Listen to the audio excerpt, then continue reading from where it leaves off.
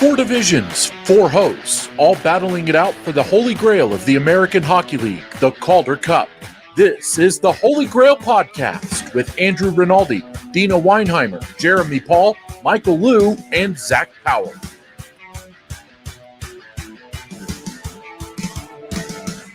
Well, hello once again, and it's actually Thanksgiving week here down in the States.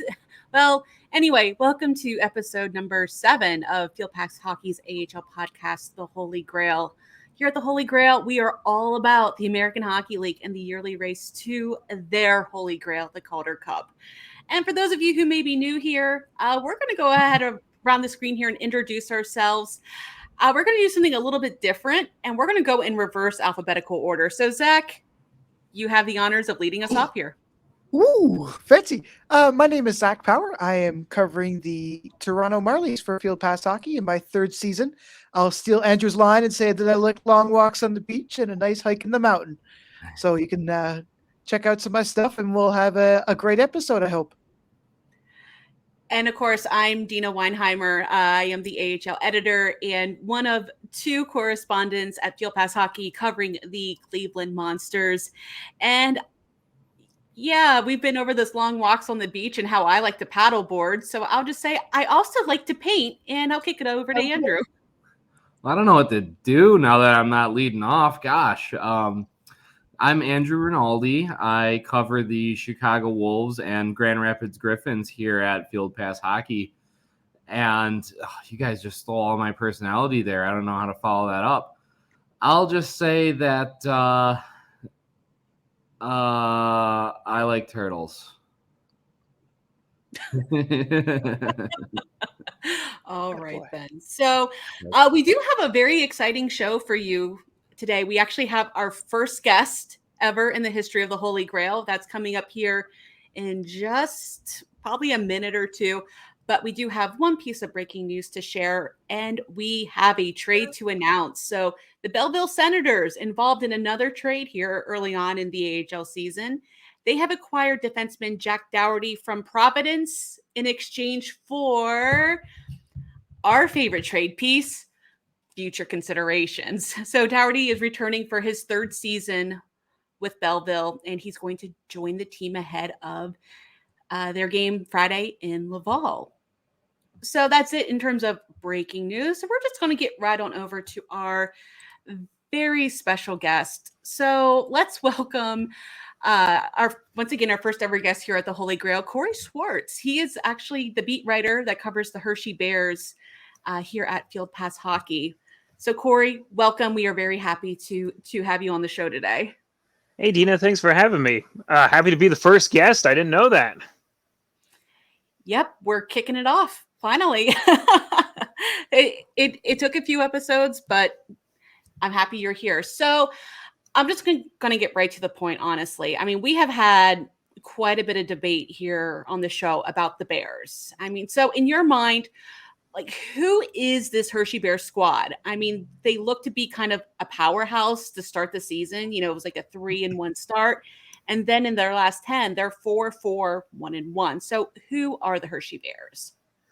Well, it's important to say they're a team in flux right now a little bit. And a lot of that's been due to a lot of transactions. We're actually just starting to see the Bears come down from that here recently, where, you know, they've lost a lot of key guys to injury and then a few more to recall here, as the Washington Capitals have been going through a lot of injuries of their own, actually. And Hershey's pain is Washington's gain right now. They're, you know, I think 2nd in the Metropolitan Division, having a fantastic season, actually. But a lot of those younger guys have stepped up. But, you know, they've been without Brett Leeson for, you know, since the beginning of the month, essentially. Alexi Protas is in that list as well. They just got Axel Jonsson-Fjällby and Garrett Pilon back here within the past couple of days. And on the injury front, they lost Brian Pino, Mike Vecchione, Eddie Whitco, and Cody Franson were all on the shelf for a couple of games with injuries. So it was a patchwork, to say the least, here of late, and that's kind of contributed to their struggles a little bit here too. Big character win on Sunday. A lot of the guys that you expect to step up really have stepped up in the last couple of games to, you know, hopefully fill in that void offensively. So you like to think as Washington gets healthy, Hershey's going to get back closer to where they were at the beginning of that stretch, as you mentioned at the beginning of the season. But it's been a next man up mentality. A lot of the guys have stepped up pretty well so far. But, when you're playing a lot of the teams like the Hartfords and, good teams like Charlotte, haven't played Wilkes-Barre yet, but that's coming up here pretty soon enough. You're going to see a lot of those tests, and with the Bears getting some players back, I like to think that's going to be the identities that team we saw at the beginning of the year. So you actually mentioned Axel Jonsson-Fjällby. He's been sent back down to the Bears. I know just from watching the few games they played against Cleveland, he was kind of a difference maker in that game. So what exactly does he bring back to the team that they were missing without him?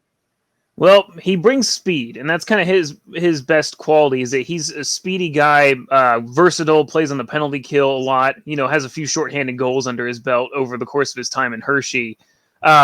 He's just a smart guy. He knows where the puck's going to be. I mean, he's been improving every single year. Last year, he was, certainly a difference maker in the pandemic shortened season when a lot of Hershey's key guys were missing. So he's the guy that steps up and, chips in a key goal, real good both sides of the puck. It's easy to see why Washington was so interested in bringing him up. He's just got a lot of the tools in the tool set right now. And I think he only registered an assist in 8 games, if I'm not mistaken. At least 1, maybe 2. I'd have to go check on that one. Those late West Coast games I couldn't stay up for over the last couple of weeks. I've kind of been lost in the swing of things a little bit there too. But, he's been such a difference maker and such a key player. And, with Pinho out, Beck Mallenstein's kind of been one of their key penalty killers. And I expect Jonsson-Fjällby to really step up into that role again here soon too. I mean, you were talking about how a lot of your players kind of been sent up to the Washington Capitals. How have they been in the NHL in your mind? I think they've stepped up. I mean, Washington is a team that's notorious for, they keep their young players on the outside a little bit. It's mostly bottom 6 roles. But Washington's injury situation was so dense that they really had to rely on a lot of these guys. And so whether it was, Brett Leeson stepping up in his first game, getting a goal right off the bat, even guys that haven't been in Hershey that, we sure wish were in Hershey, like Connor McMichael, have been able to step in and really look like they belong there. I mean, take a look at Martin Ferravari, for instance. I mean, he's jumped up and, he looks like he's been in the NHL for a long time, frankly, which you love to see type of thing. He scored a few goals this season as well. A lot of their guys, I mean, you can even look at, Zack Power when he stepped into the net there for against Detroit and got a shutout. Granted, it wasn't a huge shot volume he faced or anything, but, weathered the storm early. Washington, kind of earned that win for him type of thing. It's one of those things where I think that the depth guys have really, played the right way in Hershey, and it's really translated well to working on both ends of the puck for Washington here so far.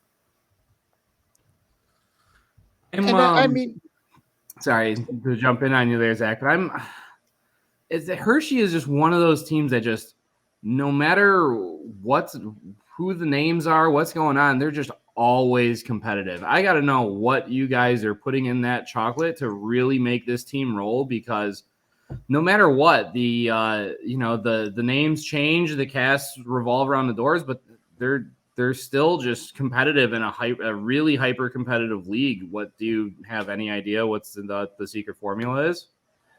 I think it's that players buy into the system that's, really being preached. I mean, you can really look at Spencer Carberry's promotion as, kind of his reward for, being able to get that out of his guys for 3 seasons there too. We really miss him, but I think Scott Allen's been doing a pretty good job here so far in his first season. But, players buy in, and it's one of those things. It's hard to explain, but, there's good character guys in the locker room there. You have a lot of savvy veterans like the Cody Fronsons, Matt Molson, and some guys that have been around there too to help balance out all of that, I think, too. So I think there's, something to be said about the atmosphere there. And, plain and simple, I think that, Hershey does a great job scouting players out in the off season.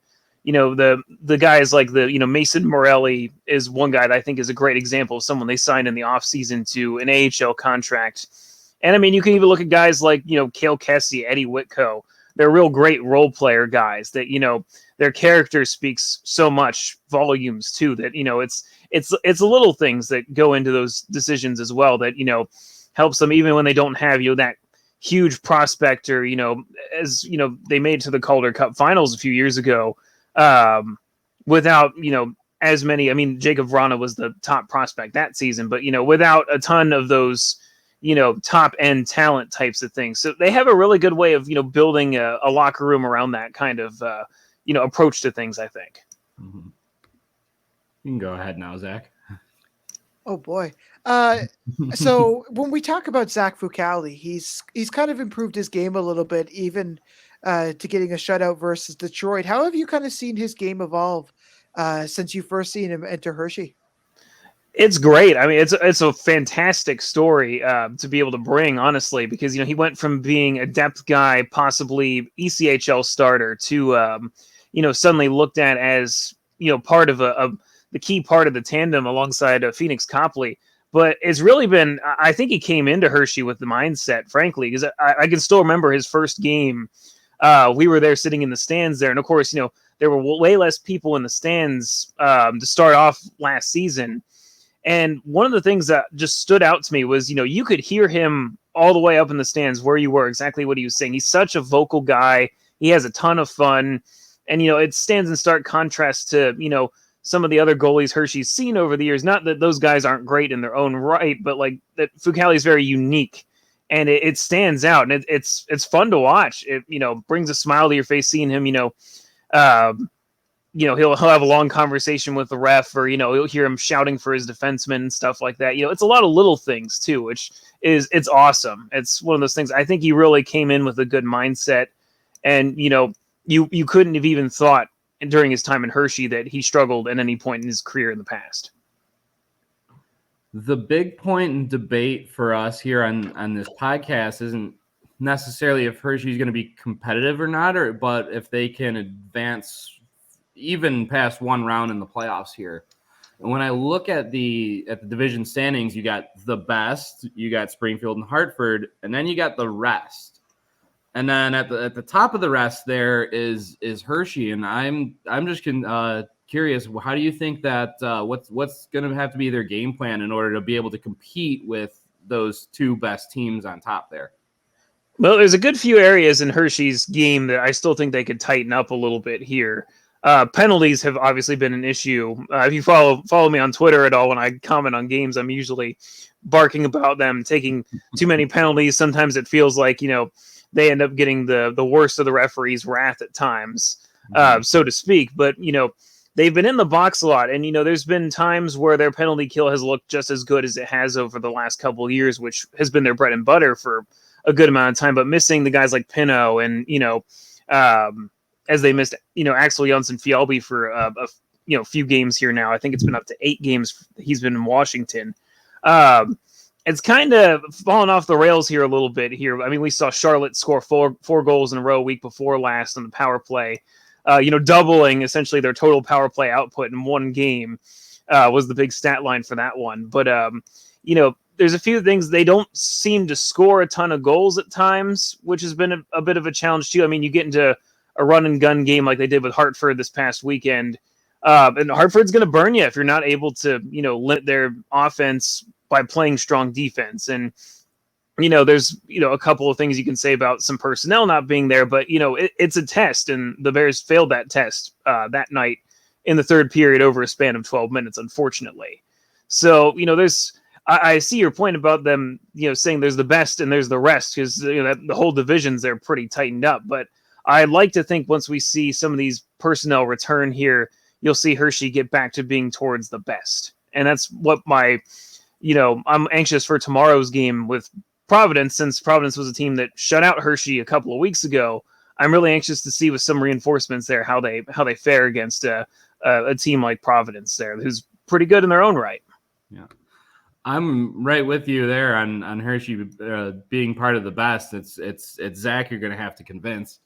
And when you're going in on speaking of frustrating penalties and the amounts of them, this is a shameless plug for one of my beats, but Dylan Mcelrath, here's a guy who came in at over the offseason. He's a longtime Griffin, and I'm sure there's a lot of Griffins fans here that are listening in that want to know how he's doing over in Chocolatetown.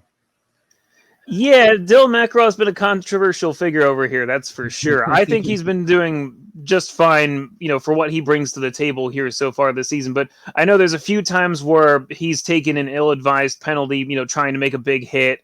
He's a half step away from having a reputation, kind of like Cale Kessie has, where, a big hit gets laid, it's Cale Kessie, he's going to go to the box type of thing. So we've seen that a couple of times this season where, I think that Dylan Mcelrath needs to, find the line here a little bit too, as to, when to step in and when to, pull back a little bit just to, think smart. And, it's hard in the middle of a game too. And, it's hard. Dylan Mcelrath's, a huge guy. So he, he's able to, it's the Zdeno Chara effect in a sense too, where he's almost just too big to the point where what's not a penalty for some people is a penalty to him because of that too. So there's been times where when it rains, it pours, but I can tell you when he was suspended for a couple of games or a couple of weeks ago, we really missed him too. Because, Hershey's defensive line was out Cody Franson in that game too. Much smaller, I think he does a good job in his own way there too, and limiting, offensive chances with his size. All right. Well, we're actually going to move on to a bit of a rapid fire segment here. So we're just going to have a few categories that we're just going to throw your way regarding the Hershey Bears. And you just let us know your first initial reaction to them. So are you ready? I'm ready. All right. Let's go with best forward. Right now, Joe Snively. Best defenseman. I like Alexander Alexiev for that one. Most improved. For me so far, it's been Lucas Johansson. I love him now that he's fully healthy. I think he's been great. He's their plus-minus leader, believe it or not, too. Really? I wouldn't have guessed that. But hey, I don't watch as many games as you do, so there you go. Most missed from last year. Oh, it's Connor McMichael, without a doubt. Right. Who's the biggest threat in the AHL? Team-wise or player-wise? Team-wise. Ooh, I got to go with the Utica Comets on that one. Does being called Chocolatetown never get old? It does not. Sweetest place on earth, Chocolatetown, whatever you want to call us, we'll take it. It's great. Who's the best player you've seen since you've been covering the Bears? Ooh, that's a tough one. I'll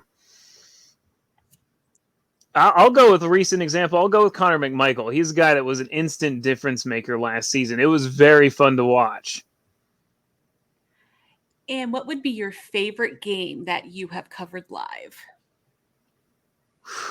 That's a tough one, too. I'll go back to the playoffs from 2019. I know it was a little bit before I was with Field Pass at the Sin Bin, but one of my favorite games I ever watched was when the Bears played Bridgeport in Game 5 of the first-round series in 2019. Came down to Brian Pinho on an overtime winner, and it was great because shifts leading up to that, Pinho was just surging. It was really his, discovery period, I guess I'd say, of him being an offensive forward since it preceded a 20-goal season the year following.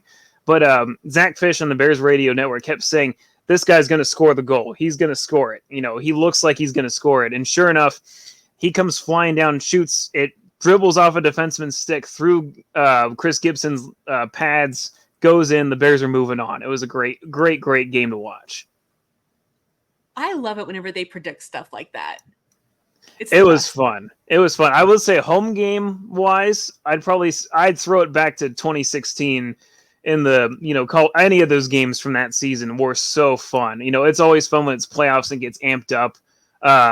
Game 7 against Wilkes-Barre in 2016 was something special to be at. It was a great goal when Travis Boyd scored in overtime to win it, because it got to the point like midway through overtime that I would say that, kind of calmed down off of that initial, you feel that initial energy for a goal anytime someone shoots, but it died down a little bit and they were cycling the puck. It was on the outside and Boyd comes skating around the net and just whips it at the net, picks the far side corner. And, the place just erupted. It was awesome. It gives me chills just thinking about it. I would have to say mine is against your Hershey Bears, so I won't go into too much detail, but you can probably I know what imagine you're thinking. I know what you're thinking because I remember being on the other side of it and being like, I was there for a couple of those games when they played at home, and the Monsters just had the size. It was a hard series. There's a couple of games I think could have gone the Bears' way during that time, but for us, it was fun just to be back there after 6 years since they won the Calder Cup in 2010. It was fun for me just being there, appreciating it a little bit more with being away from it for so long. Absolutely. Well, Corey, thank you again so much for being our first guest. And if our listeners would like to find more of your coverage, where you write, where they can find you on Twitter, if you just want to go ahead and run down all of that for them.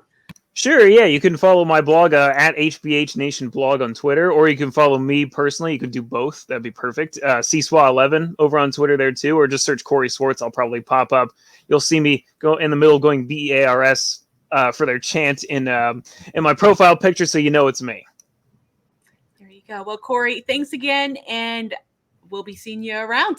Thanks Sounds again. good. Thanks for having me. Appreciate it. All right, take care. All right. Well, that was Corey Schwartz, and I have a whole new appreciation for the Bears after that, for sure. That last question made me just now realize that I've now been a part of 5 Chicago Wolves games in person. They haven't won a single one. I'm 0-3-2 in person at Chicago Wolves games. Oh no. Oh, that's bad. That's bad. That's Detroit Lions juju. I don't know how much longer I can cover this team. That's bad. Maybe you shouldn't have brought it up. Well, yeah, I'm probably gonna get a call from security. They won't let me in the Allstate after that one.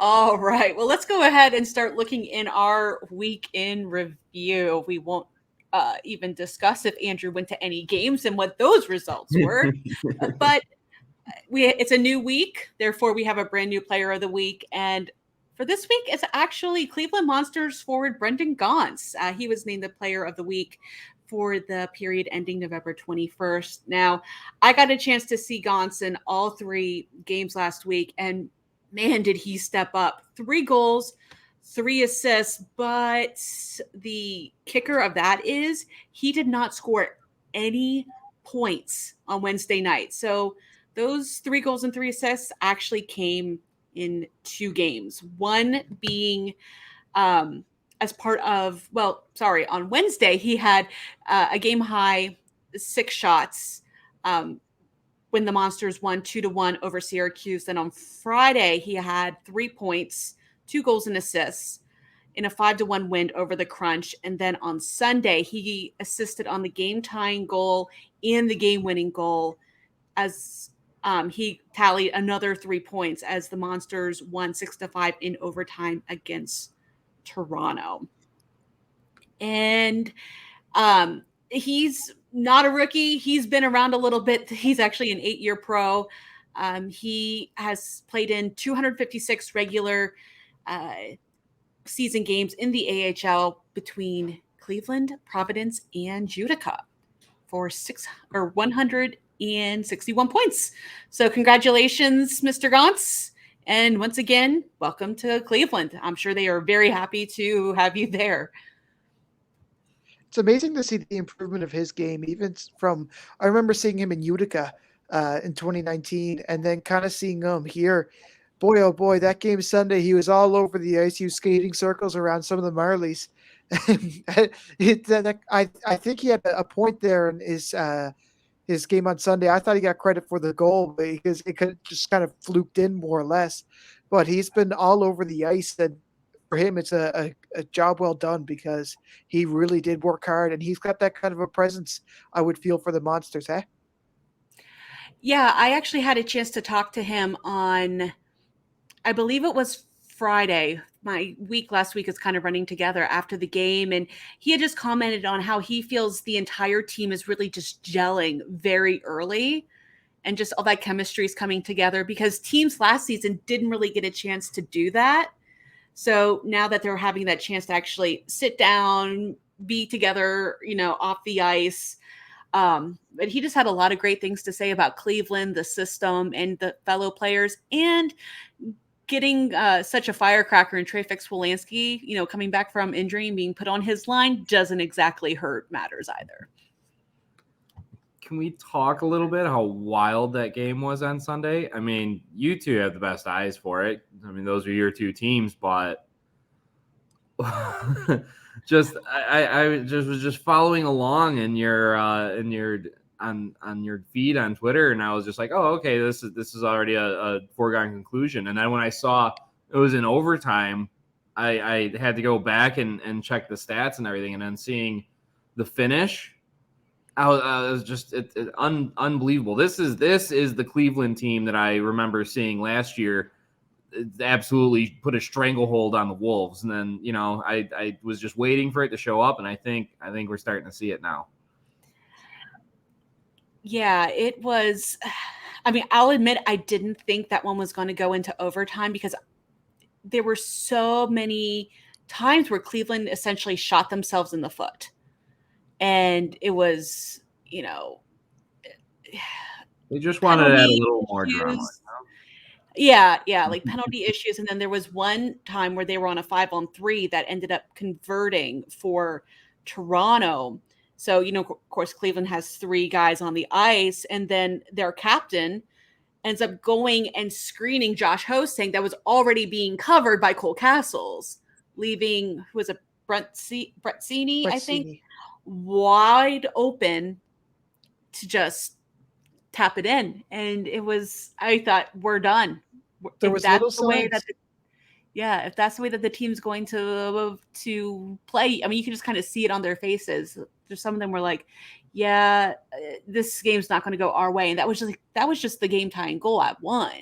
Just some of them, I was just like, oh, this is not good. Just the body language. But something happened and they came back. It was a fantastic. Oh, ye of little faith.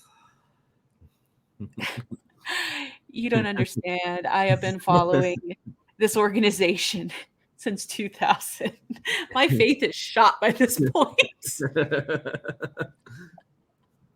But it's okay. But anyway, speaking of Utica, in case you've been living under a rock for this entire season, Utica actually has gone and made AHL history. So as we are recording this on Tuesday night, the Comets have a perfect 13-0-0 record, which now surpasses the best start, which was set by the 1984-1985 Rochester Americans, who won their first 11 games that year. I mean, in their first season affiliated with the Devils, the Comets, they're led by head coach Kevin Dineen.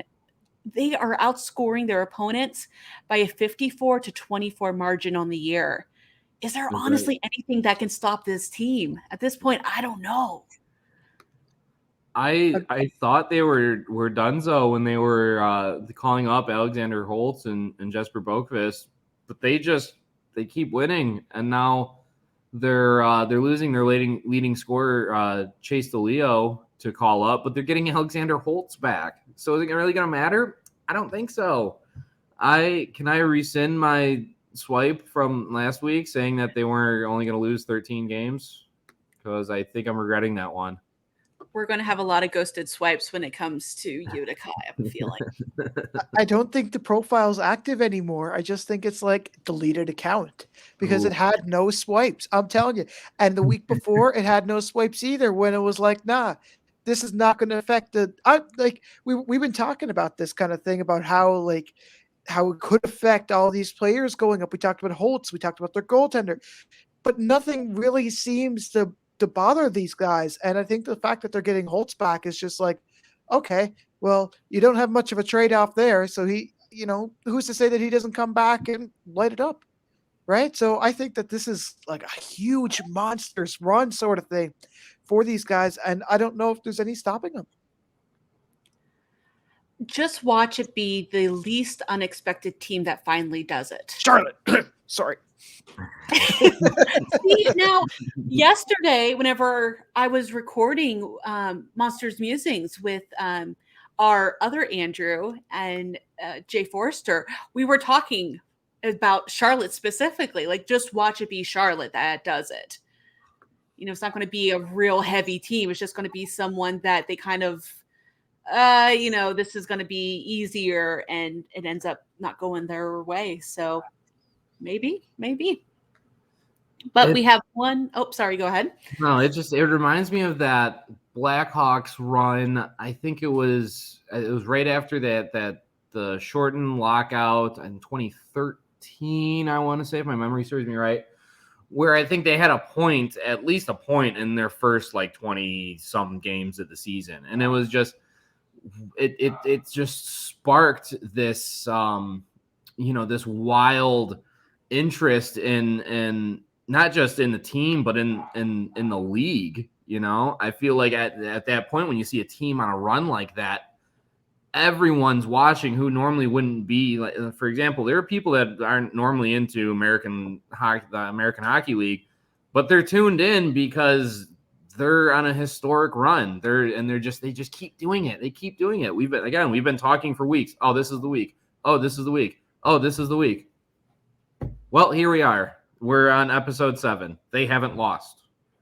Like, I think they might have one win in overtime. Like, they don't. It's not even like they're squeaking them out or anything.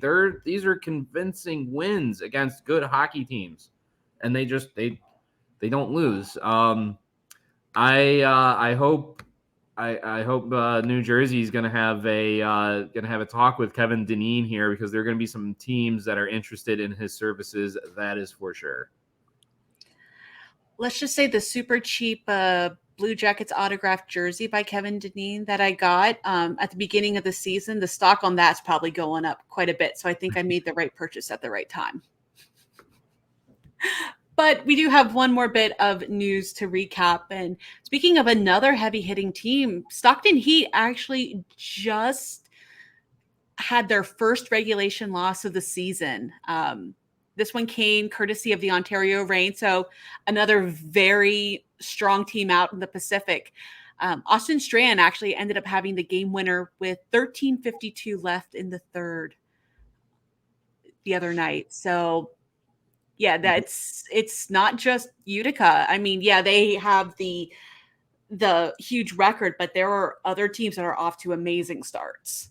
Yeah, and what a weekend of hockey between those two clubs. I mean, we highlighted it pretty well in last week's episode, but yeah, this was the main event of the week, and for good reason. And you saw Stockton, they hit hard first, but Ontario's they're no slouch. And what really, really impressed me about Ontario in that second game, really all weekend, was that they had leading point scorer Marty Ferk.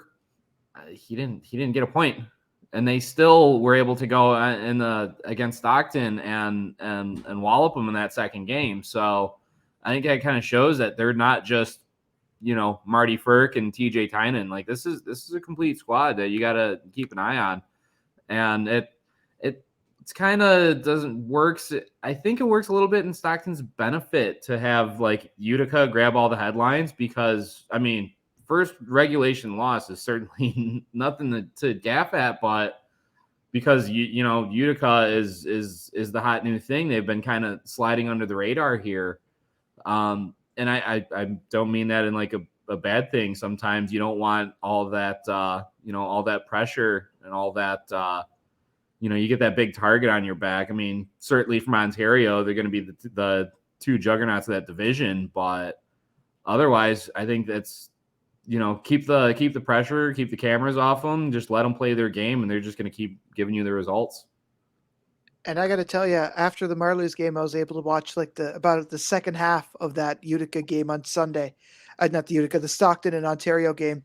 And I got to tell you, there was a time when Ontario, it just didn't look like they were able to find their ground, sort of thing. They were down 3-2 in the third period, and they more or less waited until the last 5-minute mark before they really got any kind of pressure going, and they were even slow getting into the zone. But to see the difference from Sunday to Monday was phenomenal. Like the way that they moved the puck, you could tell that there's a little bit of more of a spring into their step, right? They moved from a more of a tactical game to a speed sort of game because whatever they had going on Sunday just didn't look. They looked flat-footed out there at times. They just couldn't get past the neutral zone. So for them to pot some goals and really against a strong Stockton team is something to look at. God, wouldn't you just love 7 games of that though? Oh, I don't want to be greedy, but I think that'd be so good. Well, we can't quite talk about playoffs yet, although I think this season's setting up for a very exciting postseason, especially with the expanded format. But we got to go ahead and move on to our oof of the week segment. And actually, we have to go back just because of the oddity of when we record versus when this releases. Their Wednesdays are a bit of an overlap day, so we have to go back to last Wednesday for this oof of the week. But this, in my mind, is absolutely worth mentioning. So the start of the first of the 2 games between Cleveland Monsters and the Syracuse Crunch was delayed. And normally when you hear that, it's like, oh, there's something wrong with the ice, or like one of the glass panes broke and it needs replaced, or there's some sort of facilities issue. Well, that wasn't quite what happened for this game. I actually have a bit of a clip, and if you guys could just tell me what is wrong with this picture. There's a lot of white. Yeah, way too much white. So for those of you not catching us on YouTube, so the Monsters are wearing white jerseys at home, and the Syracuse Crunch are wearing white jerseys on the road. And the kind of mulling around, like, what do we do about this, guys? You know? Yeah, so actually what happened here was that normally the Monsters wear those white jerseys on Friday nights. It's their Blue Jackets affiliation jersey. It's a special ongoing Friday promotion. Well, that got moved to Wednesday because on that Friday was their Top Gun tribute night. So they had specialized jerseys on Friday. So there was some sort of miscommunication. Both teams came out on Wednesday wearing their white jerseys that had a little bit of blue on them. So needless to say, there was a massive scramble between the end of warmups and the beginning of the game. And last I heard, head coach Mike Eaves had no clue how this had happened, but they were definitely looking into it. But I mean, I will say that first period was possibly one of the best first periods in terms of tempo I've ever seen. So that bit of adrenaline rush early, I think, kind of helped them. But in terms of the fan standpoint and just the overall picture, that's an oof.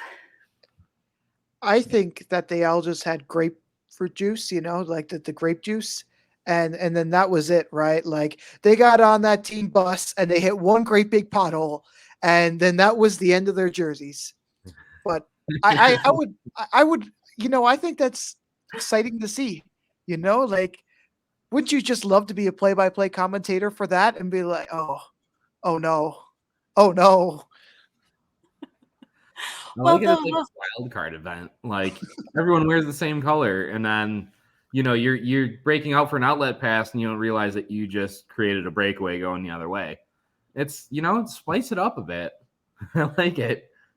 I mean, I am going to kind of own part of this oof for myself, though, because I was sitting up in the press area talking to the other reporters up there, and we are all trying to figure out what happened. Now, we all were sitting there watching warmups. None of us figured that out, that both teams were wearing white. So we're up there speculating, is it a COVID issue? Are they waiting on a test? Did a test come back positive? Did something happen to one of the players? What's going on? And then Syracuse posted the Spider-Man pointing GIF meme.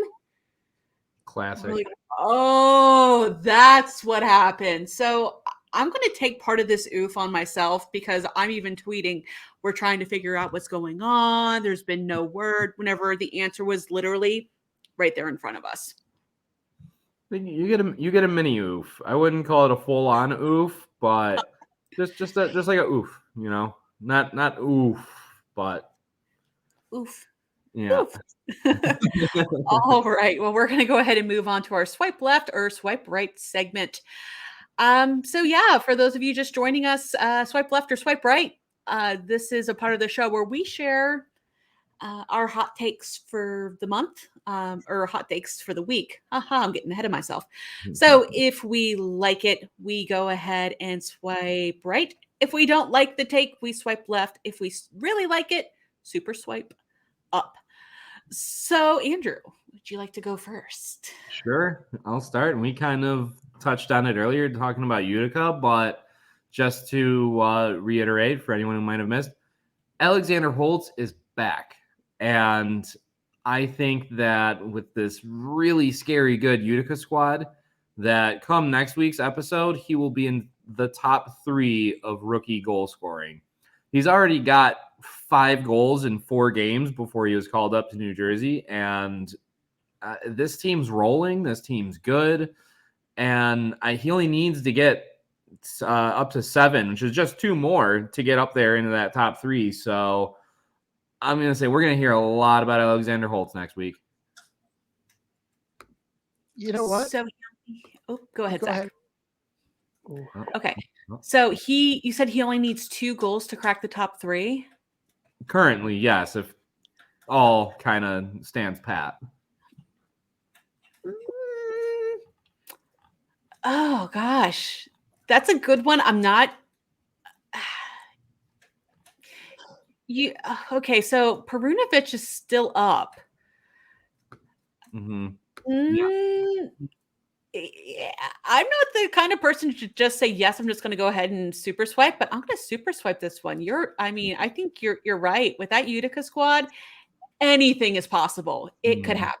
So yeah, we're running down to the end of the month. I'm just going to go ahead and super swipe it. So hi, there it goes. There's my super swipe for the month. And you know what? I think I got to use my first super swipe of the year kind of thing, because I think that I'm a firm believer that it's my turn to jinx the Utica Comets. And I think that he's going to have a blow up kind of weekend against the Charlotte Checkers. But prove me wrong, Charlotte. But I do believe that he has the talents to be able to do it. Wow, and I'm just going to go ahead and say Jeremy did the same thing over on the other end, so I'm just on fire this week. Yes! There you go. Wow. Okay, well, I'm also going to look at one individual player, and I've talked about it quite a bit, but Trey Wolanski is back for the Cleveland Monsters, and honestly, there were a lot of questions heading into his return, after having surgery on his ACL, I believe it was, would he look the same? Would he have the same type of gameplay? But he came back, and this guy does not look like he has missed a step. I mean, he even went up against Curtis Douglas of the Toronto Marlies. Yes, he kind of got shoved down the ice because Curtis Douglas is 6'8", and Trey Wolanski is definitely not 6'8", but he's out there scoring goals, he's making assists, and he's really starting to develop very quickly some amazing chemistry on the top power play unit and with his line. I have a feeling, even with a late start, Trey Wolanski will be the AHL MVP at the end of the season. So I like what you got going on, but I'm already in a committed relationship with Andrew Podorowski for MVP. So I appreciate the super swipe, but I'm going to have to swipe left on this one. Yeah, I'm going to have to swipe left too. Maybe he'll be the superstar that's in Cleveland. But I think that I'm too much of a cheater and too much of a player to be liking other people's profiles, when I think that there's a lot of good candidates for me to hook up with on a weekly basis. So I'm sorry. Reiterate, that's not player, that's playa. We really went like 2002 with that. Okay.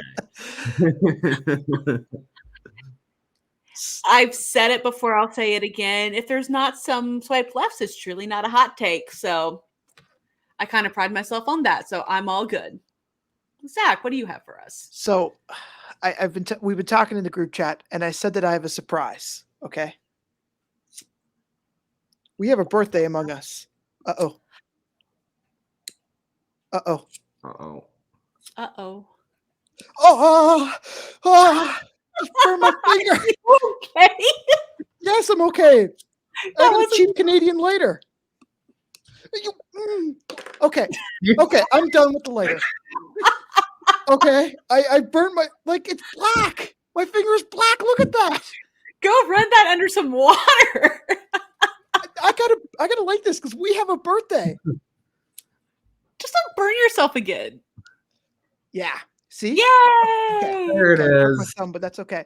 So at the beginning of the season, I realized that it's the 2-year anniversary of the tweet, the notification for the AHL app with Stuart Zimmel. So to read the app notification in full, it says, Stuart Zimmel, since I have no way to contact you, you owe me nearly $6,000. I would ask that you contact me about payment. I'm also filing a workplace report against you threatening to punch. And it goes on. And then it says Stuart Zimmel threatened to punch Ian Bowman. Okay. So my hot take is that Stuart Zimmel, he's a smart man. He punched someone and was just like, ow, gone. Right. And he just dodged out of town. So my hot take for the week is that Stuart Zimmel, he is a smart man. Did this guy also design that lighter? Because he's taking punches 2 years later. My finger is just done. Like, it's black. Look at that. It's a cheap lighter. Wasn't that the same string of notifications where at the very end it says there was a technical error with the app, please uninstall? Yeah. Oh no. And for those of you who don't know, yes, those were actual push notifications sent through the American Hockey League app. Well, I'm just gonna swipe right just so I can show you the proper way how to use a lighter. Like, oh my God. Have you never just put it on its side so the flame, you hold it out and not just I'm just going to send it with my thumb right above the flame. Well, when they tell you that you can have 3 lighters for $1 or you can pay $1.99 for one, what would you do? Just get yourself a candle lighter next time where you just got the torch coming out of it. Barbecue lighter. Yeah. You got to have some long fingers to burn yourself on that one. Oh my God. Okay. Well, I'm only going to give you a swipe for the comedic value and out of sympathy and respects for your poor thumbs that paid the ultimate sacrifice for our podcast. That is quality content. Seriously, do you need to go run that under some water or something right now, or are you okay? I should be good. You weren't kidding when you said surprise. Oh my goodness. Oh my God. Oh, well, I take back our oof of the week. I think that might be it. I don't know how to proceed after this one. How do we follow this up? I don't think we can. Okay, everybody, that's it. That's the end of the show. Thanks for joining. I'll have a prop meeting with Matthew Harding shortly after this. You don't know how to what? Can we just get one of those graphics that says "Don't try this at home, kids" right before he brings the candle out? At least I didn't. Imagine the quality content if I just burned my house down, right? Just think about how much, So it could have been my finger or it could have been my house. So we gotta raise the bar next week. So hey, let's give us some ideas. Happy birthday! Oh, God. You deserve it, buddy.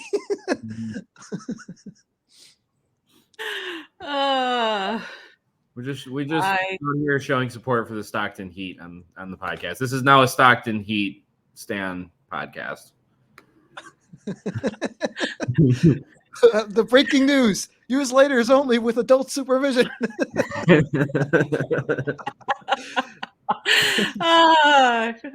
Lots of good comedic value in our show. Anyway, let's go ahead and talk about something a little bit more serious. We're going to go ahead and get into our scoring races here. I was thinking of a segue, can't really do it. But anyway, Martin Ferk and Scott Perunovich still on the top of the points race, 20 points each. But Jack Quinn and Andrew Podorowski are catching up, though. They each gained 2 points on those leaders. So that rounds out your top 4. Just on fire. Yeah, and that's with Scott Perunovich, isn't he called up right now? He's still in St. Louis, yeah. Yeah. So, yeah, pretty impressive. All right, and then in terms of goals, we have a new goal leader. Unfortunately, my time ran out in show prep, and I didn't get a chance to look up how to say his name, so I apologize in advance.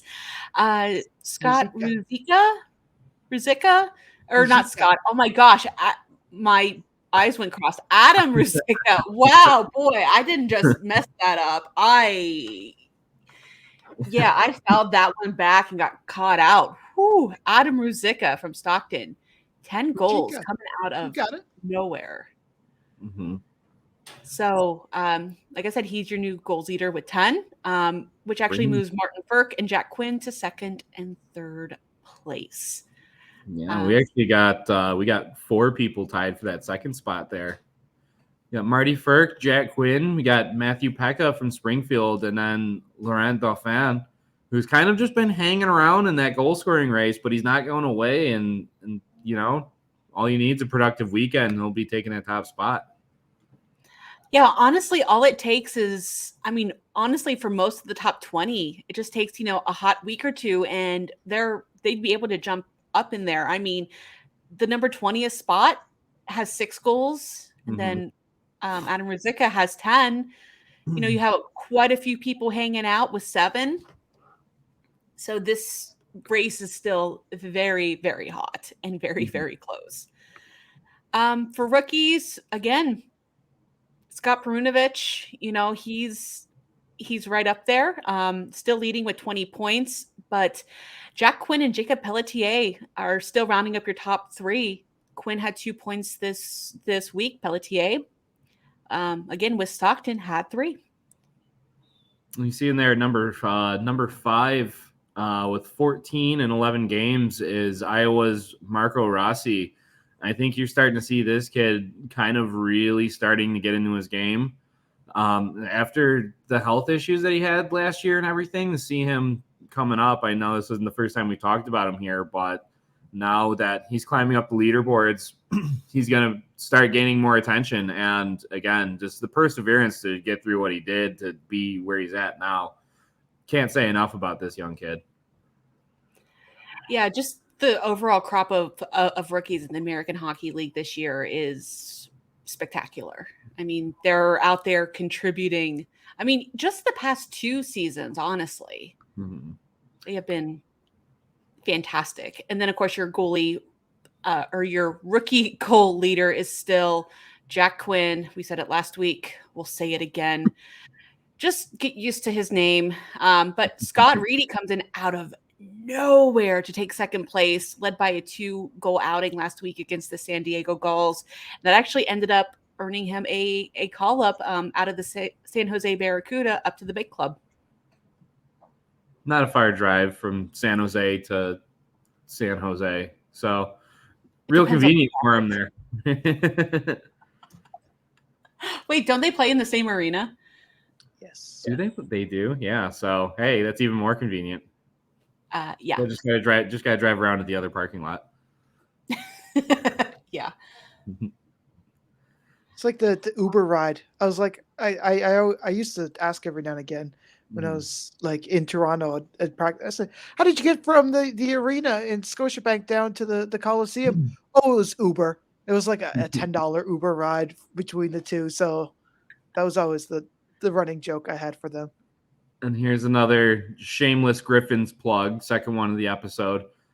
With 5 goals in 14 games after scoring a couple on Saturday night's game against Iowa, Jonathan Berggren makes his appearance in the goal scoring leaders for the rookies. And normally he's out there dishing with some of his unreal playmaking skills, but you see him at the top of climbing up the leaderboard in goals here. And I think as he gains more confidence with the puck and just in his own game, now, his first season in North America after being over in Sweden, his whole life, I think you're going to start seeing him a lot more coming up and rising the ranks here. And it's just fun to talk about him. I know this is not the first time we've talked about him on this podcast, and will most certainly not be the last. Exactly. He's just got that personality that it's easy to like him, honestly. Absolutely. And then rounding out our races here, we have goalie shutouts. We still only have 14 goalies with at least one shutout, but Andrew Hammond is now solely in the lead with 3. The Hamburglar doing it again out in Iowa. He's got 4 wins, and 3 of them are shutouts. So I guess it's, when it rains, it pours. If you scored a couple on him, that's going to be a bad sign for Iowa. But otherwise, he's just going to be putting that wall up. And as we've seen in both the NHL and the AHL, that's just kind of what this guy, it's what he does. Well, when it rains, it doesn't exactly pour if you have a huge umbrella, and he is that huge umbrella for the Wild. Anyway, that went so flat. Anyway, let's go ahead and move over to our quest for the Holy Grail, which is the big reason all of these players are here. Just to see who's moving up, who's moving down in each division. So, as always, we're going to start out in the Atlantic, home of the Hershey Bears, which we've already spent quite a bit of time talking about. But no surprise, the top 3 are the same here. Springfield Thunderbirds, they pick up another 3 wins to maintain their hold on the top. Hartford picks up another 2 wins, and Hershey got 1 win last week. And then Charlotte actually ends up falling from 4 to 6. They're currently in an 0-2 streak right now. So hopefully some of these teams can pick it up, but Bridgeport really needs to get moving here. They are 0-4-1-0 streak, and then in their last 10, 2-7-1. I feel like sometimes Bridgeport just can't catch a break. It seems like anytime that they kind of get any kind of player movement, or they get some produce out of their players, the Islanders will have some kind of issues or something that leads one of their top players to be called up. And I think it's been like this now for a couple of years, where anytime there's any kind of growth and talent, they're needed up in New York, right? And New York provides such on their roster, so their prospects so much that it's hard. It's almost hard to watch Bridgeport. And New York itself this year has started off really, really ugly, and I don't know if that has anything to do with their arena situation. I don't think they've played a home game yet. And if that's gonna be the cause for them to have to keep guys fresh and maybe pull a couple young players out of Bridgeport, and then that's just gonna keep, how do you gain momentum whenever you get a couple guys that start to gel together, and then one's being bolted up to the big club. That's a tough situation. Well, right now the big Islanders, the New York Islanders, I think they're going through a bit of like an injury and COVID protocol issue right now. And I've seen a lot of talk on Twitter about how basically they are the Bridgeport Islanders right now. So hopefully, for everyone's sake, all of the NHL lot guys get better soon. They don't have any long-lasting effects, and both teams can kind of even themselves out again. But let's go ahead and jump over to the North Division, where, surprise, surprise, the Utica Comets are still very, very much on top with their perfect record. Cleveland ended up winning all 3 of their games last week, which jumps them from 4th place to 2nd. Toronto is in third. And then rounding out the bottom, you have Rochester, Laval, Syracuse, and Belleville. And I think it's important to understand how tight these races are. And I think it was only last week where it was Rochester like near the top, and all it took was a round against the Utica Comets for them to kind of fall like that. And a great run by the Monsters. I mean, what we're talking about here is a tightly contested race. And you see teams at the bottom, the three at the bottom right now are Laval, Syracuse, and Belleville. And it's hard to get out of the basement of that North Division.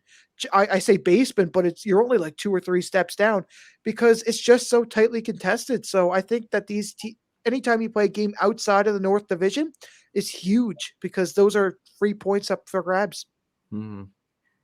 Yeah, that's actually a really good point, because this season, just because the teams still aren't playing the same number of games, they're going by points percentage for the standings. So just listen to these. I'm going to start with Cleveland at number 2 and work my way down, because of course Utica is, it's perfect. So, but 0.667, 0.643, 0.571, 0.5, 0.464, 0.429. Yeah, those top 2, those top 3 are very close. And then it wouldn't take much for Laval to find their way up in there. Well, you just pointed out, Cleveland had one strong weekend and they're number 2. And that's really when it's tightly contested like that. I think those kind of weekends are also going to be few and far in between because these points are just going to be so tightly contested. I don't think any team's going to be giving up any easy ground, but if you get a team that's hot and that finds that spark, then, it's going to wildly change in this division. And that's why I said earlier in the season why this was going to be my division to watch. Now, Utica has kind of come in and blown the door off there, but it's still anyone's race. But, it's a race for second, but anyone can still get some points and shuffle the deck. And I think, we've only gotten started here. Well, another division that, even though it's pretty steady in terms of the standings, it's still pretty tight. The Central. Iowa has actually unseated the Chicago Wolves to take the number 1 spot. Otherwise, it's steady, but it's another tight race, especially between, you just look down to, say, number 5, who's Texas, and they're at 500, and Iowa is at 0.654. Just need, a couple of good weekends for them, a bad week or 2 for the top teams. And next thing you know, this division has gone topsy-turvy, possibly. Chicago had a particularly ugly weekend. You had 2 games against the Rockford Ice Hogs, who, this was your perfect opportunity to get some points. Dropped not one, but both games, and that's why you see them. They're now number 2, and I think to your credit there, the weekend series with Grand Rapids and Texas was a 6-point weekend with each team getting 3 points, 2 overtime games, and I think that's kind of a microcosm of what this division is going to be. I think there's not going to be a whole lot of movement here. But when you have the opportunity to get some points, you gotta get them. Grand Rapids going on the road to Texas and getting 3 out of 4 was huge, and at the same time, Texas getting 3 out of 4 in a 2-game homestand, that's just as big. And that just shows you that there's not a whole lot of give in the standings there in the Central. We've seen, your Iowa and Chicago at the top, and it's just the same formula. Manitoba, Grand Rapids, Texas, and then you got your bottom, Rockford, and then you got a bit of a dark abyss, and then right at in the center of the earth there, you got the Milwaukee Admirals. I tried so hard to support them for so long, but they can't find their way out. But is it one of those things like we talked about with Utica and Charlotte is like you look at an opponent, you say, I got this. Yeah, I don't need to do anything now. I can waltz in and But when you start getting complacent and it's, now we're losing. We just lost the game. Right? Like, I think that's just one of those things where they walked in, they said, it's Rockford. They know the basement, every square inch, every floor tile, right? And that's kind of what happened. Most definitely. And they just got some real bad habits. I'll go into them once we get into the game of the week there, but Chicago's got some bad habits that, I mean, they've been able to get away with it, with just with their talent, but I'm getting a bunch of quotes from Herb Brooks rolling in my head, and I'm sure everyone else has already heard them all in their head a million times as well, so I won't go too in depth on it, but there's truth there. Yep. And we're going to go ahead and round out this quest for the Calder Cup in the Pacific Division. Stockton, once again, has regained their Pacific Division lead thanks to basically just another strong week. Bakersfield and Henderson, they've switched to 3 and 4 spots. But the San Jose Barracuda, they have literally fallen in a hole, went from 5th to dead last with a 4-5-1 streak in their last 10. That's a tough fall, and yeah, it's again, it's kind of one of those things. You have a bad weekend, and now you're dropping like a rock, and we're still early, and these races are still so tightly contested that you can turn it around real quick. That's ugly. I didn't even see that. Oh my God, that's bad. I mean, no offense intended towards anyone out in San Jose or anything, but just we hate to see it. Well, I mean, of course I say that, but I mean, technically 7, 8, and 9 all have 0.458. So it's not that big of a hole. But, you got to hype it up a little bit. But still, that 4, 5, and 1, especially whenever the leaders of your division are in a 8-1-1, 8-2-0 streak. You have Abbotsford in the middle going 4-3-2-1. Colorado Eagles have really found their game going 6-3-0-1 in the last 10. Yeah, you can't be doing 4-5-1. I always talked about how aesthetically pleasing Abbotsford is, like with their jerseys and their uniforms and everything, and them going 4-3-2-1 in their last 10 is just icing on the cake. I didn't even. I was so focused on what I was going to say, I didn't even notice that. That is aesthetically pleasing. I love it. I love it too. We love you, Abby. All right. Let's go ahead and move to our game of the week here. So I don't know. Do you want to go same alphabetical order, or do you want to switch it around a little bit? Zach, I'll leave it to you. Do you want to start off, or I mean, I have a feeling after my finger, I shouldn't be left in charge of anything, but I'll give it a go. I mean, right now, I don't know. It may look strange on YouTube, but I actually have my finger soaking in water after that because, like, I am in like deep pain right now. But I can tell you, no pain with Hartford and Springfield on Friday. 12-2-2 meets 11-3-2, and there's been such a nice kind of growth between these two teams over the past few seasons, and I think that we're starting to really find their stride. I mean, you look at Hartford; they were kind of in that same sort of rut where they were playing Providence and Bridgeport every game back to back last season, to now where the floodgates are open and they can really show how they can shine in the AHL. So, I mean, for these two guys, it's exciting to see, and I'll be watching that on Friday. Well, for me, I'm actually going to follow up with that pain and go Providence and Bridgeport on Friday. I mean, both teams are struggling a bit right now. So this could be quite the matchup because they both have some ground to make up here. I'm going to follow Zach's lead a bit, but I'm going to go with Saturday's game because I always like the second game of a home-and-home weekend. I always feel it's got a little more stakes to go with it. But to clarify, that's Hartford at Springfield. And I'm really liking what I'm seeing out of the Wolfpack. And again, I kind of want a little chaos to shake the standings up. Well, that's for sure. In the North Division, you got to kind of look at the rematch between the Marlies and the Monsters. That's going to happen on Friday.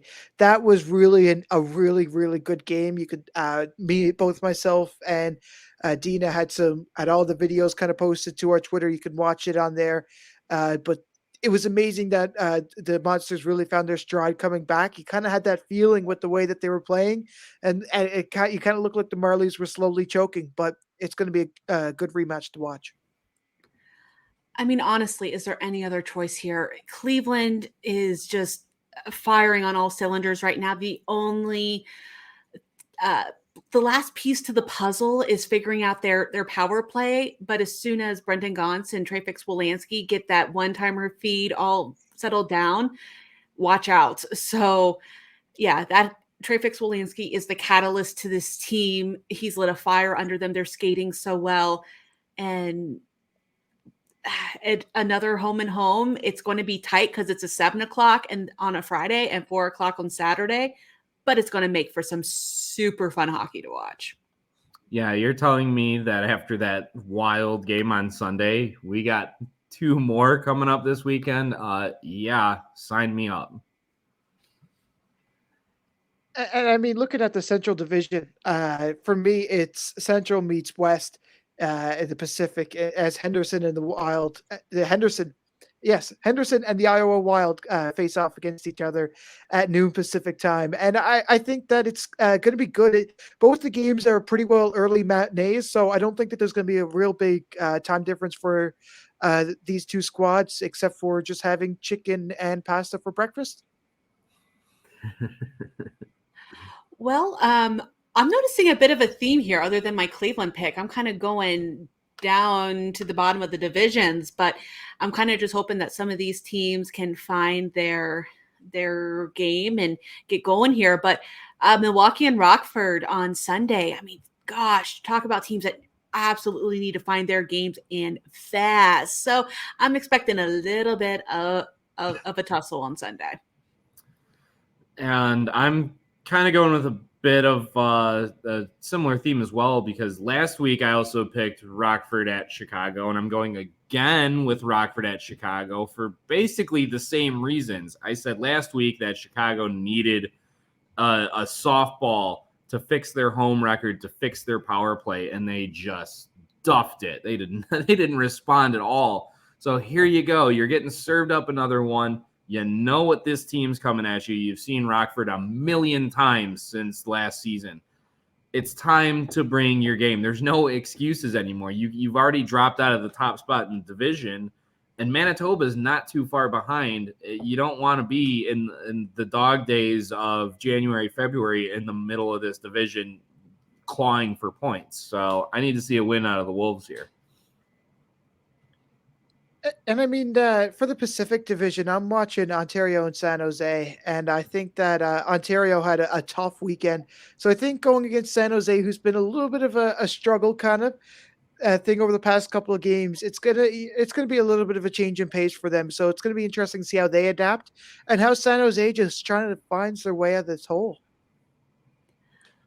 Well, my personal choice is going to be Stockton and Colorado on Saturday. I mean, at the beginning of the season, we were talking about what is wrong with Colorado? Why can't they win? Why can't they score? There's something wrong with this team. And they have actually turned around and gone on quite of a surge and have really come together nicely as the season has gone on. So this one could be quite the goal scorer showdown. And I'm again going to kind of follow up on Zach here. I'm going with Iowa at Henderson. Saturday, Sunday matchup. You can kind of take or leave either one. I love my interdivisional games, and Iowa, they're coming in at the top of the standings now. I think they're they had Tucson last weekend. They want to kind of keep it rolling against another Pacific opponent, and Henderson kind of sitting at the same spot where Hershey is, where you got the two juggernauts on top, and then you kind of got a bit of the best of the rest in the standings. And I think they're going to want to kind of try and separate themselves from the rest and join more of the best. So it'll be a fun weekend. All right. Well, there's our picks of the week. And now we're up to the bonus round. And Zach, I believe this one is all you, my friend. Are you all ready to go? Do you think you can handle it? I think so. Being the Canadian in the room, I must flaunt our Calder Cup champions that we've had. But how many have they had, folks? Since 1990, we're talking. So in the past 30 years, how many times have the Canadian team hoisted the Calder Cup? Closest wins. Close. Okay. Huh. 30 years to 1990. 30 years. I have the number 8 bouncing around in my head. God, I had the number 8 bouncing around in my head. Okay, well then if you're gonna go with 8, I'll go 7. Guys, it's only been 4. Oh, shoot. We both went over. Yeah, we went super over. That's a double over in Price is Right, if I believe it or not. 4 teams. The Toronto Marlies, the Hamilton Bulldogs, those have been in the past 15 years. And then St. John Flames, St. John, New Brunswick, and the Cape Breton Oilers. So those two came in the 90s. 9 teams have been a runner-up. The St. John's Maple Leafs and the Ice Caps have both been to the finals, never won. The Fredericton Canadians also. The St. John Flames have been in the finals and won it. Manitoba's been in the finals and won it. And Toronto's been in the finals and won it. Do you have a tiebreaker for us? Because that was bad. No, we just gotta. I think Andrew was the closest. I mean, that's the. Okay. I think he gets the pitiful crown. Rules, I don't know. It's like the Coachella round. I kind of just win by default. Well, congratulations. Good job, Andrew. Thank you. I was trying to give a lot of credit. Like 30 years, you know, it could happen, but yeah, for some reason I thought like Montreal's affiliates like in the 90s were like super successful. I don't know why. There's no data or statistics to back this up. I was just like, well, you know, I guess the junior Canadians were probably really good around that time. So yeah, that makes sense. And I was just like, I don't know. Again, that 8 was bouncing around. Been watching a lot of Ovechkin highlights lately, and I was just like, again, aesthetically pleasing. 8's an aesthetically pleasing number, and I don't know, it just felt right. And then I expected maybe it was higher, so I was like, well, I'll go lower. I'll shoot low, and I guess it worked.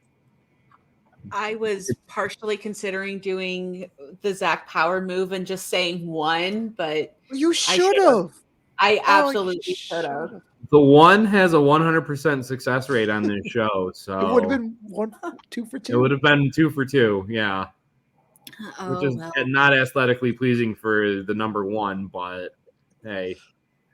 It's all good. It's all good. And honestly, that's going to be it for us for this week. But if you guys like us, please subscribe, like, share, rate this podcast, tell your friends, your beer league teammates, your family over the Thanksgiving table, all that good stuff. And if you really like us, be sure to give us all a follow on Twitter. And be sure to check out the rest of Field Pass Hockey's other podcasts for other league-wide content. You've got Inside the SPHL with James Hayes. You've got the 3 Periods podcast, which is everything ECHL with Matt Harding and Matthew Will. And if you're a fan of the Syracuse Crunch, we have Syracuse Speaks with Alexander Ackerman. And for the Cleveland Monsters fans among us, you have Monsters Musings with Andrew Gorino, Jay Forrester, and yours truly. But until next week, we have a great weekend. I hope your Thanksgiving goes amazing. You get all the sides that you wanted. And we'll catch you next time on the Holy Grail podcast. This has been the Holy Grail podcast. Have a question or a topic suggestion? Hit us up on Twitter or drop us an email.